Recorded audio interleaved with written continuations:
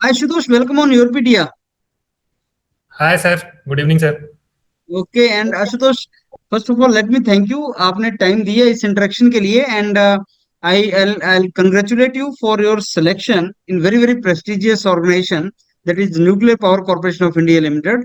So congratulations to you and your entire family. Thank you very much sir, thanks a lot.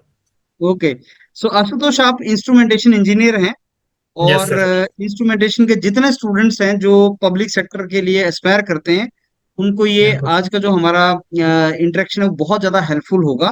And मैं yes. आपसे आपके बारे में जानूंगा और आपसे इस पूरी प्रोसेस के बारे में जानेंगे और एंड यस। में एनपीसीएल का जो इंटरव्यू होता है उसके बारे में डिटेल में हम डिस्कस करेंगे कि कैसे कैसे वो इंटरव्यू हुआ था। तो पहले मैं आपसे आपका ब्रीफ जानना चाहूंगा, from which part of India you are, और आपकी ग्रेजुएशन कौन से कॉलेज से हुई और कॉलेज के बाद आपकी जर्नी कैसी थी। या sir, actually my name is Ashutosh Kumar Dubey.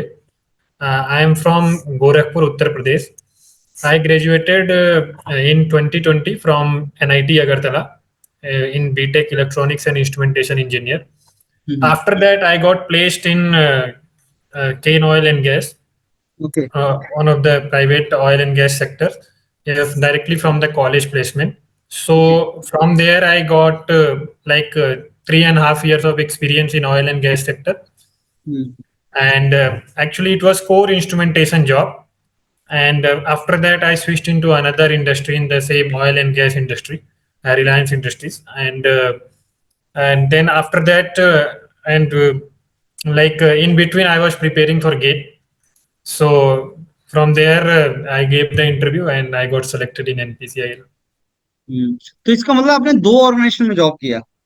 Yes, sir. Actually, I was working in Ken majorly. So just ये switch ही किया था जब हम्म। मतलब गेट के बाद स्विच किया था। ओके। और अभी इधर ज्यादा टाइम भी नहीं हुआ, बट रिजल्ट आ गया मेरा, तो अब मैं ओके। एनपीसीआई ज्वाइन करूंगा। यस। अच्छा आशुतोष, ये बताइए कि आपका इंस्ट्रूमेंटेशन के स्टूडेंट्स के लिए कौन कौन से पब्लिक सेक्टर में या बाकी गवर्नमेंट सेक्टर में अपॉर्चुनिटीज होता है। सर एक्चुअली जैसे कि मैं काम भी किया हूँ इंस्ट्रूमेंटेशन में, हाँ तो जी। मतलब सर मैं ये कह सकता हूँ कि कोई भी इंडस्ट्री, जैसे ऑयल एंड गैस इंडस्ट्री हुआ, कोई भी पावर प्लांट हुआ, है ना, ये सब without an instrumentation engineer this kind of industry can not run, okay. because instrumentation engineer has a very huge role to play in maintaining the process variable at desired point, controlling the process parameters. In industry there are always process parameters, so hmm. we need an instrumentation engineer for hmm. controlling and monitoring and for better optimization of all the processes. So that is the major role of instrumentation engineer. और sir electronics and communication engineer का भी काम instrumentation engineer कर लेते हैं। तो great. Instrumentation engineer is a very big field actually. एक तो फील्ड साइड का भी होता है और दूसरा आपका कम्युनिकेशन साइड का भी होता है, जैसे फाइबर ऑप्टिक्स कम्युनिकेशन हो गया, डीसीएस हो गया, पीएलसी हो गया। So the job market is actually quite big, it is a very underrated branch sir. Yes sir. Okay, लेकिन मेरा क्वेश्चन अभी भी आंसर पूरी तरह से नहीं हुआ आशुतोष। मेरा हाँ। क्वेश्चन था कि कौन कौन यस। से पीएसयू या गवर्नमेंट सेक्टर में इंस्ट्रूमेंटेशन इंजीनियर जा सकता है, कहाँ सर ज्यादा। पीएसयू के लिए जैसे देखिए सर, आपका ओएनजीसी रिक्रूट करता है। हम्म। आईओसीएल में तो सर सबसे बड़ा डिवीजन जो रिफाइनरीज है, रिफाइनरीज में तो बहुत ज्यादा एक्सपोजर रहता है। हाँ जी। और पावर प्लांट में तो डेफिनेटली रहता ही है, क्योंकि सारा मॉनिटरिंग और सारा कंट्रोलिंग रहता ही है। सो हाँ जी। ओएनजीसी हो गया, आईओसीएल हो गया, एनपीसीआईएल हो गया, फिर आपका सेल का भी रिक्रूटमेंट आया है। हाँ फिर जी। उसके बाद एनएफएल भी हो गया, मतलब फर्टिलाइजर इंडस्ट्री में भी without an instrumentation engineer parameters can not be controlled. So हाँ जी। एनएफएल हो गया, सेल हो गया, फिर आरएफसीएल भी हो गया। फिर hmm. Like there are a lot मतलब ऑफ हर हर ब्रांच अपॉर्चुनिटीज। में जॉब है। यस यस, बिल्कुल है सर। चलिए मैं आपसे पूछता हूँ कि बीएआरसी, इसरो, डीआरडीओ, ये तीन, ये एचएएल, ये जो तीन यस चार रिसर्च ऑर्गेनाइजेशन है इंडिया की, yes. Hindustan aeronautics limited, BARC, DRDO, ISRO, क्या उन सब में इंस्ट्रूमेंटेशन इंजीनियर रिक्वायर्ड होता है। या definitely sir, actually these are the research organisation. So research में भी आपको मतलब जैसे अभी कोई प्लांट में कुछ इंस्टॉलेशन होता है, तो जो उसका ओईएम होता है, overall original equipment manufacturer. So sir जैसे वो लोग मैनुअल बनाते हैं कि कैसे ऑपरेशन होगा, कैसे लेआउट करेंगे प्लानिंग को।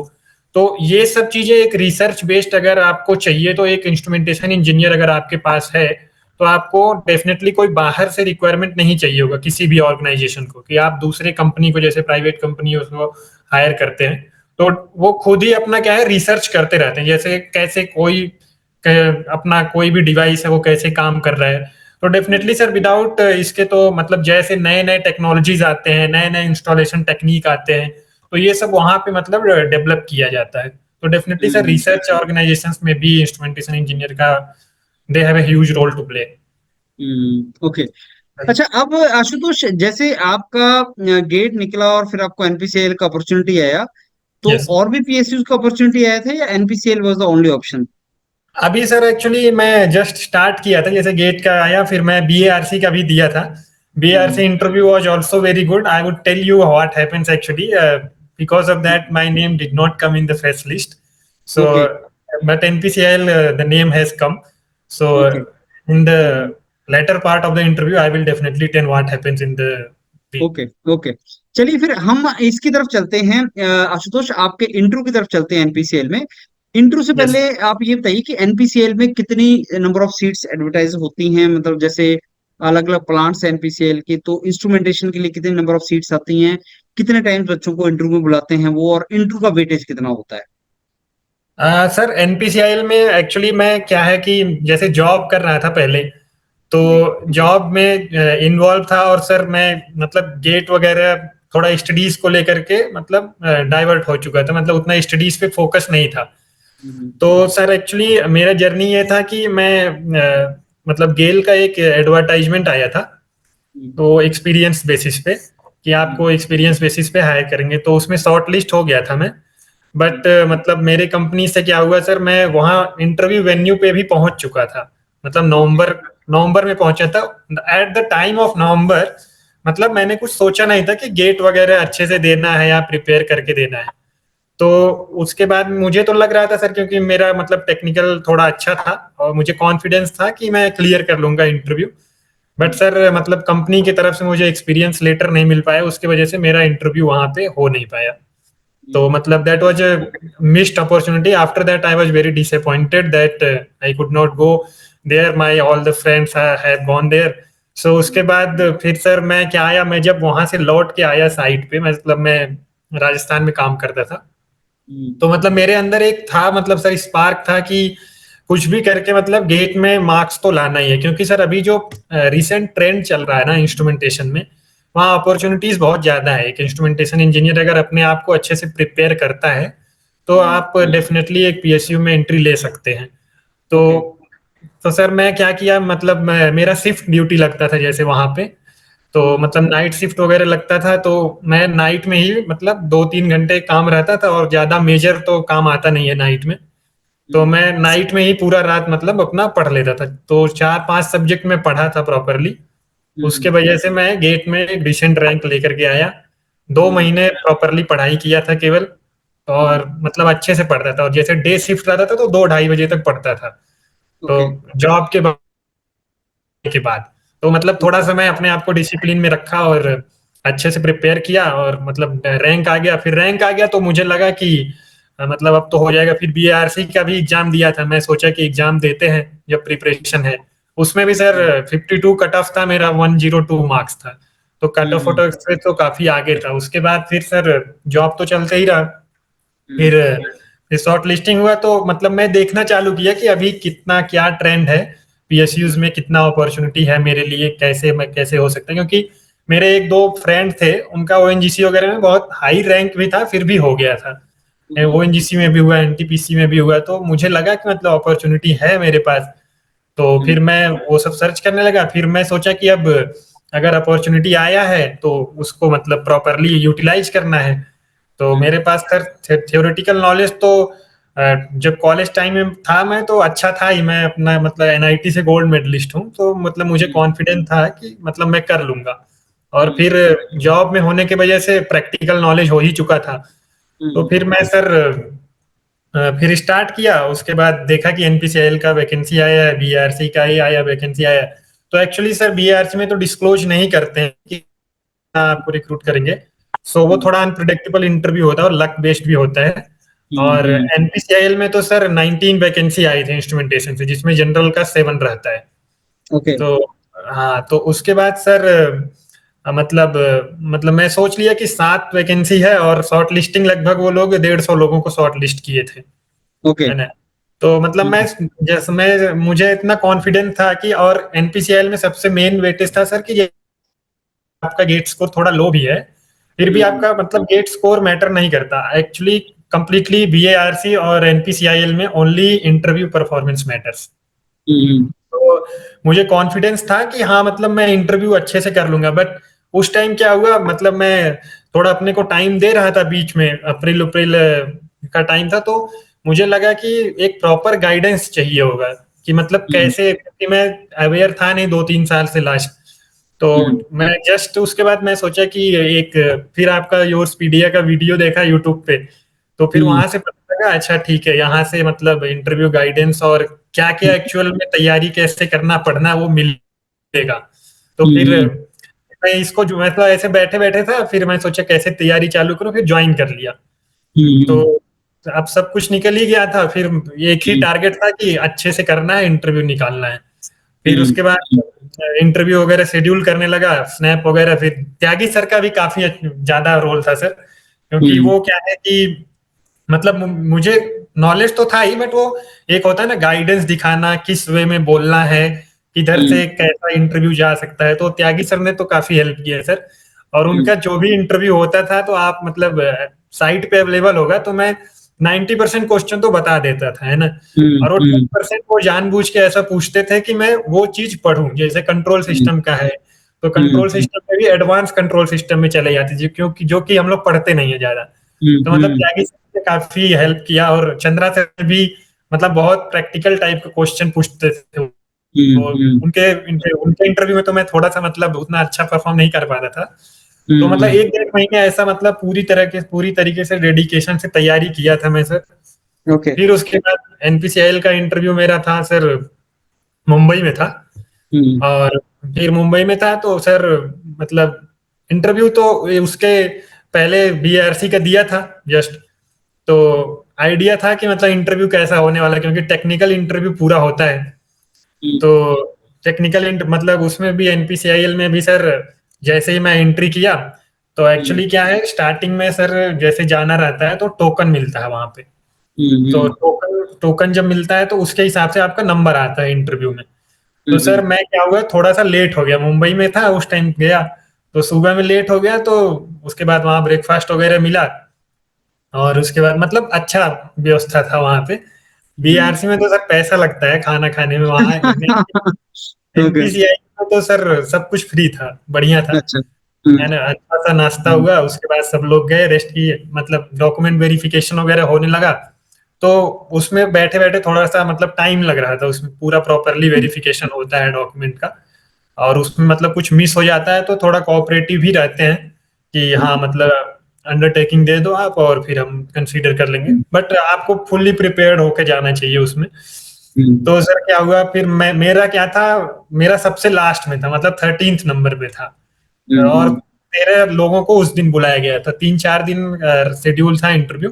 तो डे बाय डे ऐसे बुलाया गया था, तो मेरे दिन 13 को बुलाया गया, तो मेरा सबसे लास्ट में था।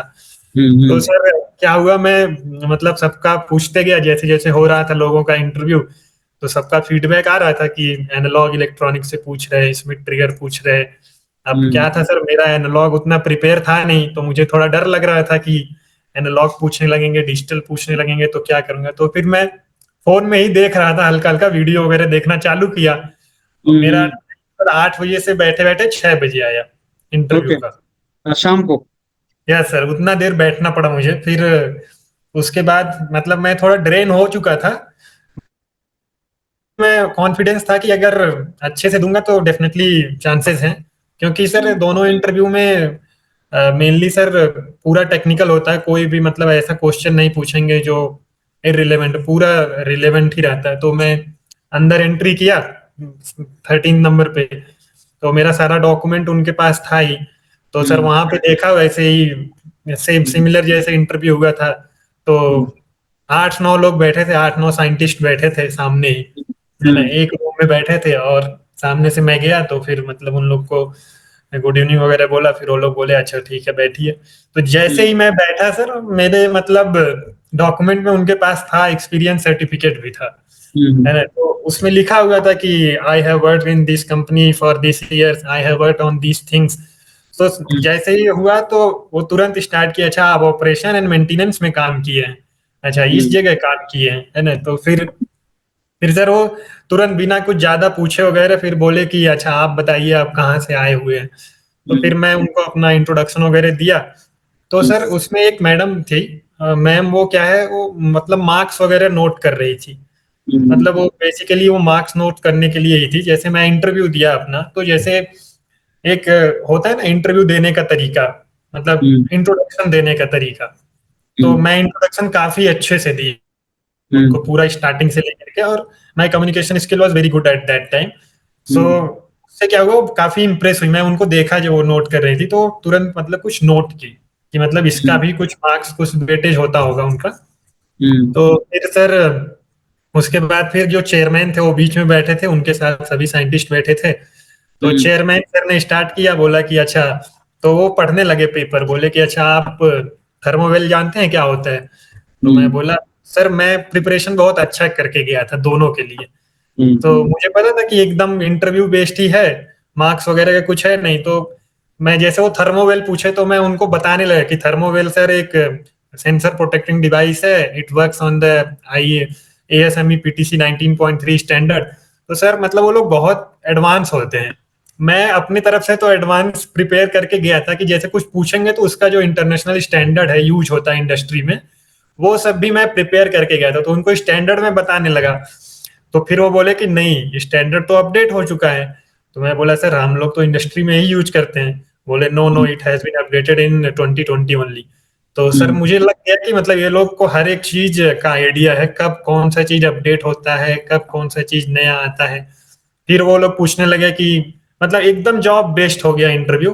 कोई भी एनालॉग इलेक्ट्रॉनिक्स, डिजिटल इलेक्ट्रॉनिक्स कुछ भी नहीं पूछा गया। That was a good luck for me as well, because sir GATE के टाइम पे मैंने डिसाइड किया था कि 4-5 सब्जेक्ट ही पढ़ना है, अच्छे से उसमें करना है और रैंक लेके आना है। तो फिर उसके बाद वो लोग पूछने लगे ऑरिफिस मीटर है कैसे इंस्टॉल करोगे। एक पाइप है, वो उसको पाइप को मोड़ दिया गया, उसमें एल्बो लग गया, 2 एल्बो लग गया अगर तो कितना डिस्टेंस पे टैपिंग लोगे। मतलब इस was very practical interview sir, और रियल लाइफ का एकदम जैसे होता है।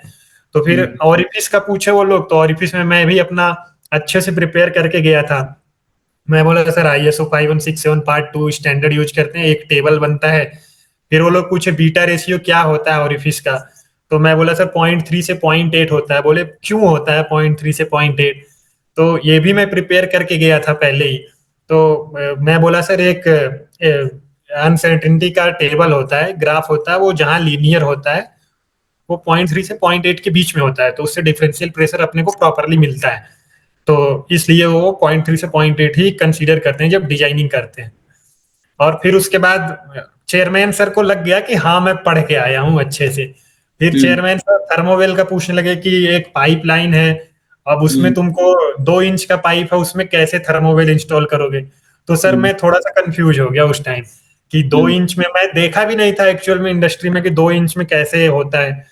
और देखा भी होगा तो सर उस टाइम ध्यान नहीं आ रहा था, थोड़ा नर्वसनेस हो जाता है जब इतने सारे साइंटिस्ट चारों तरफ से बैठे रहते हैं। और जैसे ही मैं बोल रहा था थर्मोवेल, तुरंत कोई दूसरा पूछ दे रहा था। मतलब चारों तरफ से एकदम ट्रैप करने का कोशिश कर रहे थे, but I was very confident and very patience at that time.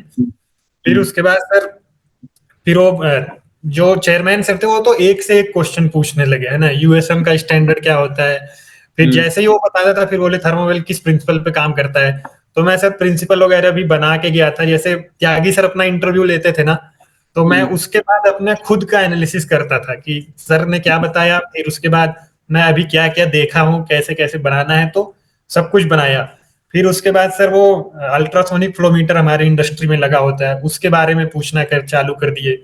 बोले उसमें तीन तीन ट्रांसमीटर रिसीवर क्यों लगाते हैं। तो लकीली सर ये सब मैं पढ़ करके गया था, तो मैं उनको एकदम प्रॉपरली एक्सप्लेन कर दिया। और उसके बाद सर उनके साथ वाले फिर स्टार्ट हुए, मतलब वो दूसरे टॉपिक पे गए, वो कंट्रोल वॉल्व से पूछने लगे।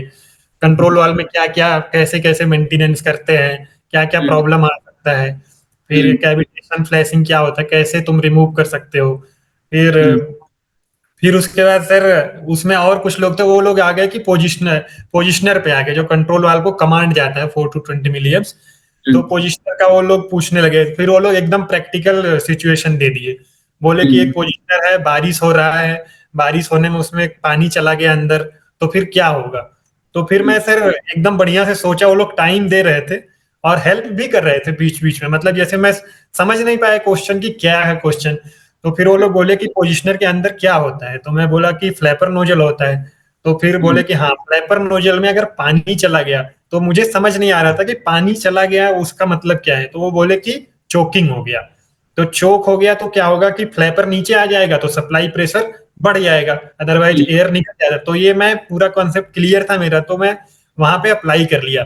फिर वो बोले air to open air to close है, तो एयर टू ओपन में खुलेगा वाल्व की बंद होगा। तो मैं उनको प्रॉपरली एक्सप्लेन कर दिया, तो वो काफी खुश हुए थे सर चेयरमैन से, मतलब उनके हम्म, रिएक्शन लगा, वो बोले okay okay very good very good. फिर उसके हम्म, बाद साथ में थे लोग, वो लोग भी पूछने लगे, इंडस्ट्री लेवल से ही चल रहा था सब। फिर मैम जो नंबर नोट कर रही थी, वो भी फिर पाइपलाइन में पूछने लगी कि पाइपलाइन में क्या क्या होता है, पाइपलाइन प्रोटेक्शन कैसे करते हैं। तो पाइपलाइन प्रोटेक्शन सर मेरा वो से डोमेन नहीं था। मुझे दो तीन, जब गेल का इंटरव्यू मैं देने गया था ना, उसके लिए मैं पाइपलाइन के लिए कुछ लोगों का हेल्प लिया था, उस टाइम प्रिपेयर किया था।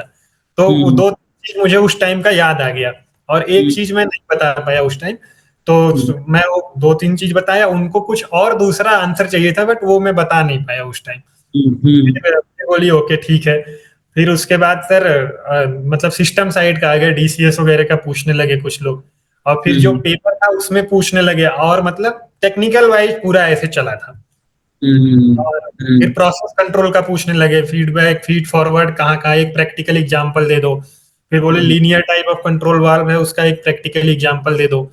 तो हम्म, मतलब ऐसे पूरा टेक्निकली चलता रहा इंटरव्यू, 50 मिनट चला था सर मेरा इंटरव्यू। हम्म, और 50 मिनट बाद ऐसा लग गया था कि मतलब फिर वो मैं एक प्रोजेक्ट किया था अपने कंपनी में, मतलब डैशबोर्ड बना के, एक टेम्परेचर सेंसर इंस्टॉल करके और पूरा कैबिनेट का टेम्परेचर मॉनिटर करने का प्रोजेक्ट किया था।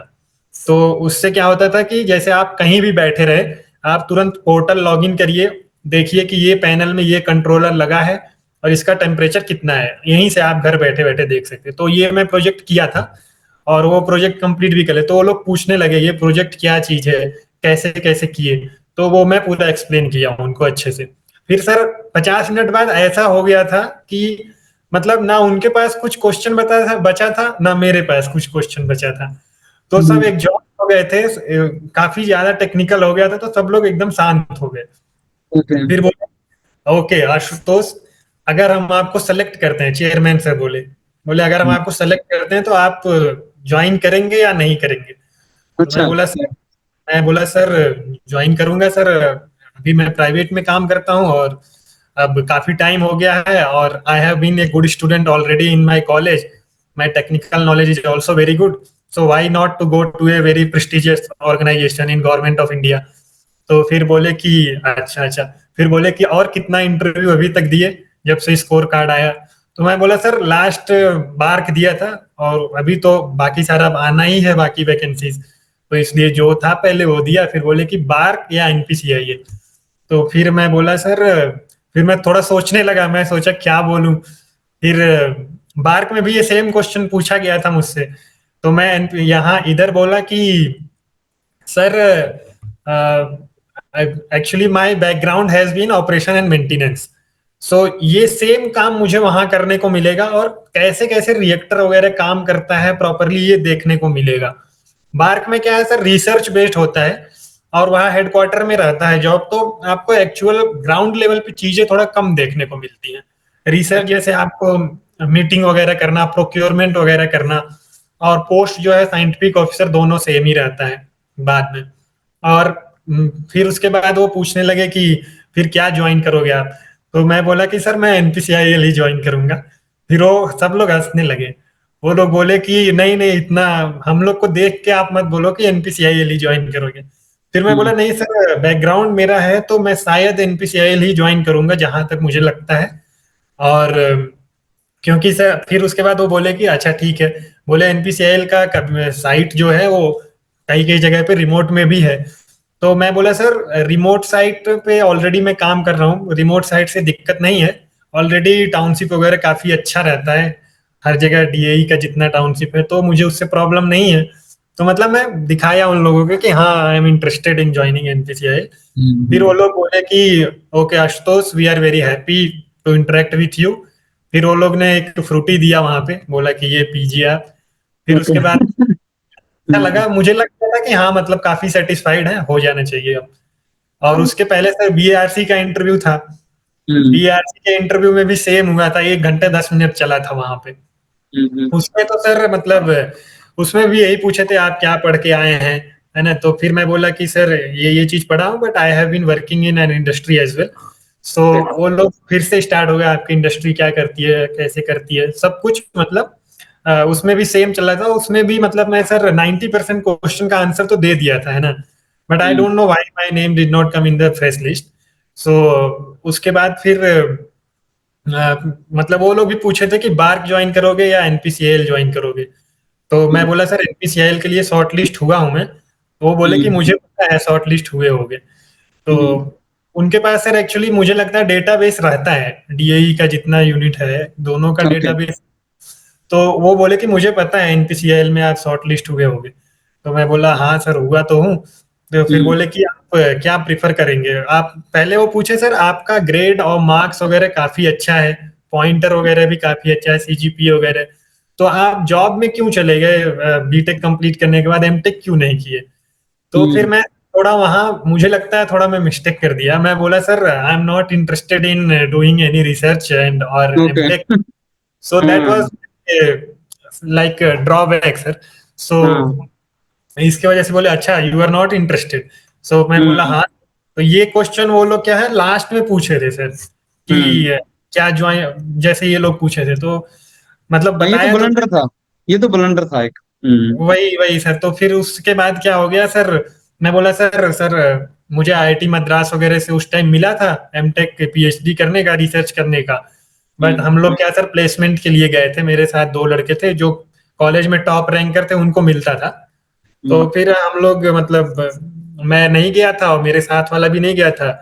मेरे साथ वाला दोस्त आईयूसीएल में है, तो I am also trying to get into the PSUs और गवर्नमेंट ऑर्गेनाइजेशन। तो फिर बोले कि अच्छा ओके ओके ठीक है। तो मुझे लगता है सर इसके वजह से उन लोगों ने नाम नहीं दिया होगा, या फिर अगर कोई वेट लिस्ट वगैरह रहता होगा उनका तो उसमें डालते होंगे। देखो, अगर आप ये बोल दोगे कि अगर मेरे को आर एन डी में इंटरेस्ट नहीं है, तो हाँ हाँ। ऑब्वियसली बीएआरसी में वो नहीं लेगा आपको, पक्की बात है। यस यस तभी यस। मेरे को लगता है कि आपका बहुत अच्छा गया सारे के सारे इंटरव्यू बीएआरसी में, लेकिन हाँ सर मुझे नहीं हुआ। इंटरव्यू अच्छा हुआ था, बट मे भी इसके वजह से मेरा नाम ना दिया वो लोग। अच्छा आशुतोष, आपने बीएआरसी को दिया, आपने एनपीसीएल का भी दिया, एनपीसीएल में सिलेक्ट भी हुए, यस। तो क्या डिफरेंस लगा आपको दोनों इंटरव्यूज में? सर बीएआरसी में क्या है, बीएआरसी में बहुत बेसिक से स्टार्ट होती हैं चीजें। हम्म। जैसे जैसे वो एकदम स्टार्ट करेंगे बेसिक से, कि जैसे मैं बता ही रहा था कि मेरे प्लांट में ये चीज लगा है। तो बोले कि अच्छा उस चीज में क्या मेजर करते हो आप। हम्म। मैं बोला सर फ्लो मेजर करते हैं, टेम्परेचर मेजर करते हैं, लेवल मेजर करते हैं। एक्चुअली में उनको फ्लो ही पूछना होता है, फ्लो हम्म। ही पूछना था। तो सर उसमें क्या है कि वो स्टार्ट किए कि अच्छा फ्लो में फ्लो क्या चीज होता है। हम्म। फिर उसके बाद वो बोले कि वाटर का डेंसिटी क्या होता है। हम्म। बहुत बेसिक से चालू करते हैं सर। फिर वाटर का डेंसिटी वो प्रूफ करा लिए, मतलब पेन पेपर दे दिए। उसके बाद वो बोलते हैं सर कि आप प्रूफ करिए वाटर का डेंसिटी 1000 kg/m³ कैसे होता है। फिर मैं सोचा कैसे मैं इसको अप्रोच करूं। फिर वो हल्का सा हिंट देते हैं कि आप 1 लीटर का बॉटल है तो मतलब 1 kg उसका ये होगा, आपका मास होगा। फिर ऐसे ऐसे वो हिंट दे कर करके प्रूफ करवाए। फिर वो कंट्रोलर का मतलब सर बीएआरसी का interview in short I can say it is theoretical interview. आपका थ्योरी पे कमांड ज्यादा होना चाहिए। एनपीसीआईएल का इंटरव्यू है if you have a experience of job, if you are working in any sector, then your job will be considered more, job experience will be considered more. BARC में sir मुझसे graph वगैरह भी बनवा रहे थे कि मतलब पी कंट्रोलर है उसका ग्राफ बना दो। तो ग्राफ वगैरह तो मैं बना दिया था सब। फिर वो बोले कि एक प्रेशर का कर्व बनाओ, वेलोसिटी का कर्व बनाओ, फ्लो का कर्व बनाओ। प्रेशर वेलोसिटी और फ्लो, मैं फ्लो में थोड़ा कंफ्यूज हो रहा था, मैं प्रेशर वेलोसिटी एकदम सही बना दिया। तो वो लोग हिंट देते हैं कि अच्छा ये करोगे, ऐसे करोगे। और फिर वो लोग एकदम मतलब केस बेस्ड, जैसे एनपीसीआईएल में दिए थे वो ऐसा दिए थे, बोले आप एक इंस्ट्रूमेंटेशन इंजीनियर हो, आपको एक डेटा लाना है फील्ड से, तो आप जा रहे हैं एक एडीसी खरीदने। एडीसी खरीद करके मतलब क्या क्या चीजें रिक्वायरमेंट होगी एडीसी खरीदने के लिए। तो मैं बताया, दो तीन चीज बताया उनको, एक और चीज चाहिए था जो मैं क्लिक नहीं कर पा रहा था उस टाइम। तो वो बोले कि कुछ सैम्पलिंग चीज होता है। मैं बोला हाँ हाँ हाँ, मैं एक मैम थी उसमें, उसमें भी 7-8 का सेम पैनल था सर। और उस मतलब से पैनल लगभग सेम ही लग रहा था मुझे। अब मुझे लगा एक आध लोग शायद सेम ही होंगे बीआरसी और एनपीसीआईएल इंटरव्यू में। मैं उतना डिफरेंशिएट तो नहीं कर पाया क्योंकि उस टाइम सर हम लोग we are only focused on answering the questions. So वो बहुत यूनिक एक्सपीरियंस था सर, मतलब दोनों इंटरव्यू एकदम टेक्निकल होता है। कोई भी मतलब ऐसा कुछ भी एचआर क्वेश्चन वगैरह भी नहीं होता है कि फैमिली मेंबर, ऐसा कुछ भी जैसे बाकी पीएसयूज में होता है। और बहुत सुप्रीम इंटरव्यू होता है, काफी अच्छा भी लगता है इंटरव्यू दे के सर, कि एकदम बेसिक से स्टार्ट करेंगे, प्रेशर क्या है, प्रेशर का यूनिट क्या है, फिर प्रेशर को मेजर करने का क्या क्या डिवाइसेस है, फिर मतलब ऐसे एक एक लेवल अप करके थोड़ा एकदम सा एडवांस। जाएंगे। Yes sir. अच्छा, मैंने सुना है कि दोनों ही जगह पे 5 फेवरेट सब्जेक्ट्स पूछे जाते हैं आशुतोष, और हाँ स्टूडेंट्स सर। को ये लगता है कि साहब उन्हीं में से क्वेश्चन पूछा जाएगा। Yes sir. लेकिन ये भी देखा जाता है कि 5 पूछने के बाद तो छठे से भी क्वेश्चन पूछते हैं। बिल्कुल सर, उनको मतलब ऐसा कुछ ये नहीं है कि 5 सब्जेक्ट ही पूछेंगे। जैसे ही मैं बैठा था सर बीएआरसी में, तो उन्होंने पूछा कि अच्छा आप क्या पढ़ के आए हैं, ऐसा पूछा गया था। It's not like that they asked me what is your favourite subject. उन्होंने सीधा पूछा कि आप क्या पढ़ करके आए हैं। तो मैं बताया सर कि मैं ये चीज पढ़ के आया हूँ, but adding on to that I have industry experience as well, I currently I have been working here. So वो तुरंत स्टार्ट हो गया कि जहां से आप वर्क कर रहे हैं। और सर लास्ट में जब मेरा इंटरव्यू ओवर होने वाला था बीएआरसी में, तो मैंने एक सब्जेक्ट नहीं बोला था, मतलब बेसिक इलेक्ट्रिकल मेजरमेंट, उसका कहीं कोई जिक्र नहीं किया था। बट जो चेयरमैन थे उन्होंने बोला कि अच्छा आपको बेसिक इलेक्ट्रिकल मेजरमेंट के बारे में पता है। तो मैं बोला हाँ सर पता तो है, और सर्किट्स बनाते हैं और उसके हिसाब से रेजिस्टेंस, कैपेसिटेंस और इंडक्टेंस मेजर करने के लिए एसी ब्रिजेस वगैरह यूज करते हैं। तो फिर वो बोले कि अच्छा ठीक है, ड्रॉ ये सर्किट, मतलब वो सर्किट बनवाना ही स्टार्ट किए थे। उनके साथ के एक लोग थे, वो बोले कि नो नो लीव इट। फिर मतलब वो बोले कि नहीं नहीं रहने दीजिए, अब हो गया। टाइम ज्यादा हो रहा था सर, 1 घंटा। मेरे पहले वालों का 35-40 मिनट चल रहा था, मेरा 1 घंटा 10 मिनट चला था। तो मुझे वहां भी लग गया था कि मतलब हो जाना चाहिए सिलेक्शन। बट फिर maybe because of that word, keyword, yes, it yes, was. Yes sir. मेरे को भी लगता है। अच्छा देखिए, एनपीसीएल में आपका लास्ट में था, रात शाम को 6 बजे आपका आया, और यस फिर भी उन्होंने 1 घंटे के आसपास पुल किया। दैट वाज बिल्कुल वेरी बिल्कुल। इंपॉर्टेंट चीज, क्योंकि यस लास्ट में जल्दी में होते हैं लोग, लेकिन उनको जब पता लगा कि कैंडिडेट सुटेबल है, तो उन्होंने पूरे यस। 50 मिनट आपके ऊपर किए। बिल्कुल सर, उनको लग गया था कि मतलब जो एक्चुअल में काम होता है ये न्यूक्लियर डोमेन में, वो सब चीजें, जो जो चीज यूज होती है वहां पे, उसका नॉलेज मुझे है। तो वो लोग और भी मतलब काफी इंटरेस्टेड थे। जैसे ही वो क्वेश्चन बोल रहे थे, मेरा प्रिपरेशन काफी अच्छा था, तो मैं तुरंत उसका आंसर दे रहा था। तो उनको भी काफी मजा आ रहा था। वो उनके पास तो सर क्वेश्चन बहुत रहते हैं, वो लोग साइंटिस्ट लेवल के रहते हैं। ऑब्वियसली। और उनके पास क्वेश्चन का कोई कमी नहीं है, और सर एकदम अपडेटेड रहते हैं वो लोग। जैसे मैं काम कर रहा था, मैं उतना अपडेटेड तो नहीं हूँ सर, और ना ही मतलब टेक्निकल एक्सपर्टाइज हम लोग का अभी उतना ज्यादा डेवलप हो पाया है। बट फिर भी उनका मतलब सर सब चीज अपडेटेड रहता है, और काफी मतलब अगर if you are a technical person, if you love technology, then you will feel very motivated and you will feel very happy after giving these interviews, BARC and NPCL both. Certainly. अच्छा आशुतोष, मेरे को ये बताइए, जैसे आपने ये 2 interview दिए, BARC NPCL, और इनकी खास बात ये है कि रिटन एग्जाम तो होता ही है, लेकिन यस रिटन की कोई वेटेज नहीं है। इंटरव्यू ही डिसिसिव है। और बाकी पब्लिक सेक्टर में रिटर्न की वेटेज ज्यादा है, इंटरव्यू की कम है, लेकिन इनमें 100% वेटेज जो है यस वो इंटरव्यू की। And I think, if I am not wrong, yes यही ऐसे 2 इंटरव्यू हैं जो 100% वेटेज इंटरव्यू के ऊपर है। यस अब सर। मैं आपसे जानना चाहूंगा कि जहां तक मेरे को लगता है, स्टूडेंट्स रिटन एग्जाम को तो फोकस करता है, लेकिन यस इंटरव्यू की डायरेक्शन में स्टूडेंट्स का इंक्लिनेशन तब तक नहीं होता जब तक उसको इंटरव्यू कॉल ना आ जाए, और वो यस सर। उतने सीरियसली तैयार नहीं करता है। तो क्या सिग्निफिकेंस है ऐसे एग्जाम्स में इंटरव्यू का, जहां पे ओनली सिलेक्शन इंटरव्यू के बेस पे होती है? हाँ सर, इसमें सिग्निफिकेंस तो बहुत ज्यादा है इंटरव्यू का, मतलब only interview will matter. It doesn't matter कि आपका कितना रैंक है क्या है। इवन सर मेरा मेरा एक फ्रेंड है, उसका ऑल इंडिया रैंक 66 है और एक का ऑल इंडिया रैंक 86 है, but even then he is not selected in any of BARC और एनपीसीआईएल। तो सर मतलब और सीएसई में कंप्यूटर साइंस में एक बंदे का रैंक, सर मैं पिछले साल पूछा था, उसका रैंक ऑल इंडिया रैंक 1 था, अरे तब भी सर वो बीएआरसी में सेलेक्ट नहीं हुआ। सो सर इट मींस कि सर आपको थोड़ा इंटरव्यू कैसे देना है, कैसे आपने आपको रिप्रेजेंट करना है, क्या क्या चीजें एक्चुअल में पूछी जाती हैं, वो रिसर्च करना, एक प्रॉपर गाइडेंस की सर जरूरत होती है वहां पे। और सर मतलब मैं तो एक्सपीरियंस्ड था अपने डोमेन में, फिर भी मतलब मुझे एक गाइडेंस लेना पड़ा सर, क्योंकि मैं मतलब उतना अवेयर भी नहीं था कि कैसे कैसे इंटरव्यू को अप्रोच करना है। इसलिए मैं ये आप ज्वाइन किया था योरस्पीडिया थोड़े दिन के लिए ही। एक्चुअली मैं 3 मंथ्स वाला ज्वाइन किया था, बट मैं जैसे ही 1 1.5 मंथ में ही मेरा इतना अच्छा हो गया सब, स्नैप वगैरह लेते लेते प्रॉपर गाइडेंस मिला। फिर सर उसमें कुछ इंटरव्यूअर क्वेश्चंस भी होते हैं, तो 9 9 घंटे का जैसे एक पूरा इंटरव्यू है, तो वो मैं पूरा देखता था sir.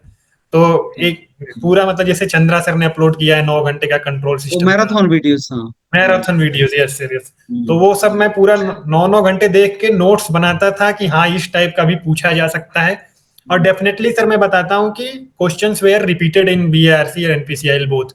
Like questions repeated, like हमारे इंस्ट्रूमेंटेशन में पूछा जाता है कि आप एक रेस्ट्रिक्शन लगा दो, तो प्रेशर का कर्व बनाओ, वेलोसिटी का कर्व बनाओ, फ्लो का कर्व बनाओ। ये सब क्वेश्चन सर स्टैंडर्ड क्वेश्चन है। कंट्रोल वाल्व का 3 टाइप का होता है और पूरा उसका ग्राफ बनाओ, same question we are asked again. तो ये स्टैंडर्ड क्वेश्चन है, कुछ कुछ क्वेश्चन रिपीटेड भी थे, but they check your aptitude sir, how you are approaching. They do not check how your final answer, they just check how you are approaching. तो sir और फिर सर मैं एक चीज सजेस्ट करना चाहूंगा, थोड़ा सा मतलब उनको दिखाना है, अगर if you want to get selected in BARC then you have to show that I am interested in research, doing research. और यस। सर जो मतलब कुछ जितने लोगों का पूछा मैं, वो लोग बता भी रहे थे कि थोड़ा सा रिसर्च बैकग्राउंड को ज्यादा प्रीफर करते हैं वो लोग। जैसे कोई आईआईएससी वगैरह ज्वाइन कर लिया, या एमटेक वगैरह। आईआईएससीआर, ऑब्वियसली। आईआईएससीआर या एमटेक, यस। तो जॉब में थोड़ा सा मतलब डिसएडवांटेज रहता है, वो लोग जॉब से हटके रिसर्च जो ज्यादा दिन तक पढ़ाई कर सके, उनका ये है। तो एकेडमिकली ओरिएंटेड हो आदमी। Yes yes sir, yes sir. देखिए, आपको शायद पता नहीं, आइडिया है कि नहीं, कि जब आप जाते हैं ना बीएआरसी में, तो वो एमटेक भी करवाते हैं अंदर। यस सर, और डीजीएफएस वाला प्रोग्राम करवाते हैं। हाँ, वो करवाते हैं। तो हाँ, उसमें क्या है कि ये बहुत बड़ा ब्लंडर था आपके पार्ट पे कि साहब मैं जो हूँ एमटेक में इंटरेस्टेड नहीं हूँ, रिसर्च में इंटरेस्टेड यस नहीं हूँ। यस ऑब्वियसली जब यस। आप ये बात बोल देंगे बीएआरसी में, हाँ कि हाँ बहुत सर। बड़ा उनके ऊपर एक जो है वो प्रेशर हाँ होगा। मुझे भी लगता है सर उसके वजह से, otherwise technically I was going very well till the end. Hmm, so hmm. इस वजह से शायद वो लोगों ने सोचा उनको होगा लगा कि यार, होगा कि इस लड़के को जो है वो पीएसयू मिल जाएगा और ये निकल जाएगा, इसलिए फिर हाँ उन्हें उनको भी ज्वाइन वही करा। वही लगा। सही है। एक इंटरव्यू देखिए जी, क्या होता है, प्रैक्टिस ना is always very very important. मैं आपको बताता हूँ यस आशुतोष के कुछ साल पहले टेस्ट सीरीज नहीं होती थी। यस फिर सर, जब टेस्ट सीरीज चली तो स्टूडेंट्स ने प्रैक्टिस करना स्टार्ट किया। अब ऐसा यस। नहीं है कि टेस्ट सीरीज में पूछा हुआ क्वेश्चन आपके एक्चुअल एग्जाम में आएगा, लेकिन टेस्ट सीरीज से कॉन्फिडेंस आ जाता है बच्चों को। पूरा वैसे ही क्या कॉन्फिडेंस होता है, आता है। हाँ, वैसे ही इंटरव्यू की प्रैक्टिस करने से क्या होता है कि हम्म, स्टूडेंट को ये हो जाता है विद इन कि हाँ, तो मैंने प्रैक्टिस किया है, और वहां पे ऑब्वियसली वो उस तरीके से बोलता है, और वही हम्म। मैटर भी करता है। तो इसलिए ये इंपॉर्टेंट तो है ही, प्रैक्टिस बहुत ज्यादा इंपॉर्टेंट है इन चीजों के लिए, खासकर जब सिलेक्शन ही 100% इंटरव्यू के बेस पे है। सिलेक्शन ही 100% इंटरव्यू। एक्चुअली हम्म, सर जब इंटरव्यू हुआ था बीआरसी का, तो मैं त्यागी सर को फोन किया था कि सर ऐसा ऐसा हुआ है। और हम्म, मेरे एक सीनियर थे सर वहां पे मैनेजर से पहले, तो वो काफी मतलब टेक्निकली स्किल्ड है सर वो, मतलब गल्फ वगैरह में भी काम किए थे। तो उनको भी बताया सर ऐसा ऐसा है, और मेरा सिलेक्शन तो हो जाना चाहिए इसमें भी और आगे वाले में, दोनों में भी होना चाहिए। तो फिर वो बोले कि अच्छा ठीक है। फिर उसके बाद जब एक दिन आया, फिर उसके बाद ये मतलब लिस्ट आया जब बीआरसी वाला, तो मैं त्यागी सर को फोन किया कि सर लिस्ट में नाम नहीं आया, पता नहीं कैसे। तो त्यागी सर बोले कि डीएई वाले के पास मतलब डेटाबेस दोनों के पास होता है, हो सकता है तुमको प्लांट में डाले। तो मैं बोला कि सर हो सकता है फिर एनपीसीआईएल वाले में रिलीज करें, फिर मतलब मुझे आइडिया नहीं था ये सबका इतना। तो मैं बोला ठीक है सर, अगला देखते हैं कि क्या आता है। फिर जब आया था तो मैं प्लांट में ही काम कर रहा था, शाम को आया तब देखा कि रिजल्ट आया हुआ है, तो काफी खुशी हुआ उस टाइम पे। Obviously Yes. वो लिंक तो होता ही है उनका। और बीआरसी में उन्होंने आपसे पूछा भी था कि आप एनपीसीएल के लिए जा रहे हैं कि नहीं जा रहे हैं, बिल्कुल तो लिंक उसका। होता है सर, वो एनपीसीआईएल में भी पूछे थे और बीएआरसी में भी पूछे थे। तो मतलब मुझे पता चल गया था कि लिंक होता है। और ये बीएआरसी में ट्रेनिंग के बाद भी सर, एक मेरा दोस्त है, उसको एनपीसीआईएल में ही भेजा गया है, तारापुर में उसको भेजा गया है कुछ कमीशनिंग और इरेक्शन प्रोजेक्ट के लिए। तो वो ये बता रहा था कि मतलब अगर आपका बैकग्राउंड ऐसा कुछ जॉब वगैरह वाला है, तो even though if you are in training in BARC, then also you will be deployed into the NPCIL sites. तो दोनों सेम ही है एक तरह से, बस अपना अलग अलग पर्पज है सर। तो ठीक है, अब एक में हो ही गया तो कोई दिक्कत है नहीं सर। अच्छा आशुतोष, ये जो सब्जेक्ट है इंपॉर्टेंट सब्जेक्ट, तो इंस्ट्रूमेंटेशन में ऐसा कुछ होता है कि साहब ये सब्जेक्ट्स इंपॉर्टेंट है इंटरव्यू के लिए? यस सर, इंस्ट्रूमेंटेशन में सबसे मेजर इंपॉर्टेंट सब्जेक्ट है सर आपका, पहले तो इंडस्ट्रियल इंस्ट्रूमेंटेशन। उसी को सब बहुत सारे लोग सेंसर और ट्रांसड्यूसर बोलते हैं। ठीक है, इसको आप इंडस्ट्रियल इंस्ट्रूमेंटेशन भी बोल सकते हैं या सेंसर या ट्रांसड्यूसर बोल सकते हैं। दूसरा सब्जेक्ट है प्रोसेस कंट्रोल। प्रोसेस कंट्रोल भी बहुत इंपॉर्टेंट सब्जेक्ट है, उसमें आपको कंट्रोलर्स वगैरह के बारे में पूछते हैं प्रॉपरली। तीसरा सब्जेक्ट है आपका कंट्रोल सिस्टम। तीसरा सब्जेक्ट कंट्रोल सिस्टम हो गया। फिर चौथा सब्जेक्ट आप इलेक्ट्रॉनिक्स पार्ट में भी जा सकते हैं, जैसे एनालॉग इलेक्ट्रॉनिक्स हो गया। फिर डिजिटल भी पूछ सकते हैं वो। तो मेजर 5 सब्जेक्ट ये होते हैं सर। बाकी मेजरमेंट्स भी पूछते हैं सर। मेजरमेंट्स का वेटेज इलेक्ट्रॉनिक्स से ज्यादा है। तो ये 5 सब्जेक्ट हैं ये, मतलब अच्छे से प्रिपेयर कर ही लेना चाहिए। Yes sir. चलिए आशुतोष, आपने बहुत डिटेल में वैसे तो सब कुछ बता दिया है, अब हम एंड में पहुंचे हैं इंटरेक्शन के। तो यस कोई मैसेज जो आप बच्चों को देना चाहें, क्योंकि बहुत से ऐसे स्टूडेंट हैं जो इन ऑर्गेनाइजेशन का पार्ट बनना चाहते हैं, तो कोई भी मैसेज अगर आप उनको देना चाहें। सर, मैसेज तो यही है कि मतलब न्यूक्लियर डोमेन में अगर आना है, और ये काफी प्रेस्टिजियस है sir, department of atomic energy. और ये डायरेक्टली सर, इसका कोई मिनिस्ट्री नहीं होता है पहली बात तो, ये directly report to PMO office. So ये काफी प्रेस्टिजियस है। और सर, नई नई टेक्नोलॉजीज अभी आ रही हैं न्यूक्लियर पावर जनरेशन की, जैसे रसिया के साथ कोलेबोरेशन हुआ, अभी आप न्यूज सुने होंगे। और ये सब नई technology only can be developed in the nuclear domains.